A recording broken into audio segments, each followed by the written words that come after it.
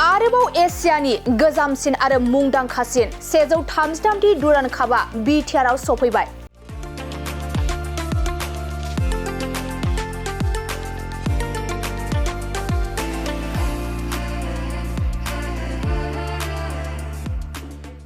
थारैनो बियो जोंनि थाखाय जोबोद गोजोनथाव बाथ्रा। आसामनि ब्राजिलियान मुङै मिथिसार जानाय बर'फोरनि बिखायाव दुरान्ड काप गेलेगिरिनि मैखोम साखाफारा।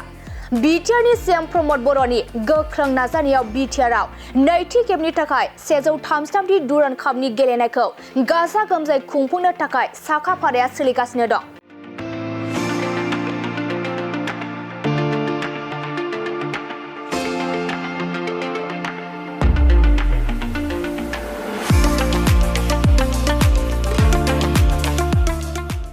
सेजौ 33 दुरान्ड कापआव बड'लेण्ड एफसीखौ सोर हेफाजाब होगोन?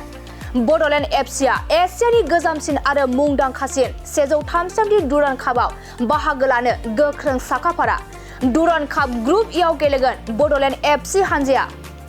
बे खेबाव क'क्राझार स्काई स्टेडियामाव दुरान्ड कापनि मेचखौ क्वार्टार फाइनालसिम गेलेगोन आरो ग्रुप इआव फैगौ 30 जुलाइआव नर्थ इस्ट इउनाइटेड एफसीनि हेंथायै बड'लेण्ड एफसीआ गिबि मेचखौ गेलेजेनगोन।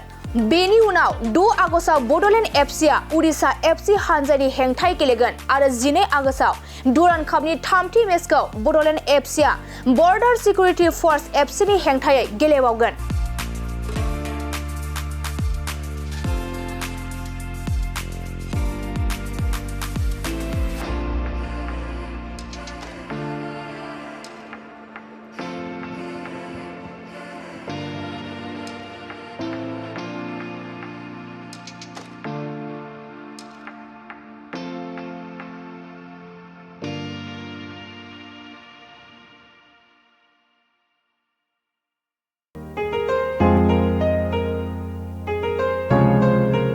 मोनसे फोसावथाय नोंथांमोननि थाखाय मोनसे गोजोनथाव खौरां लानानै फैदों।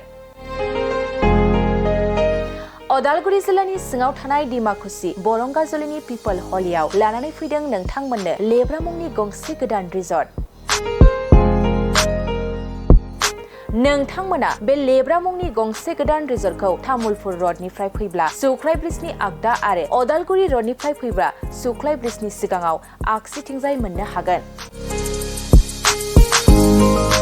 लेब्रा मुंनि गंसे गोदान रिजर्टआ नोंथांमोननो गोसोबायदि सुबिदा खालामनानै होनाय जादों। नोंथांमोना बे लेब्रा रिजर्टआव बर'नि गासै जाग्रा जामुंखौनो मोननो हानायजों लोगोसे बेवहाय नोंथांनि सुबिदा बायदि अर्डार खालामनानै जानो हागोन। जुदि नोंथांमोना तामुलपुरनिफ्राय अदालगुरिसिम थांनाय समाव ओंखामजों लोगोसे बायदिसिना जालांनो गोसो दंब्ला नैबे 8638879656 जानबुं नम्बराव कल खालामनानै सिगांग्रो अर्डार खालामहरनो हागोन।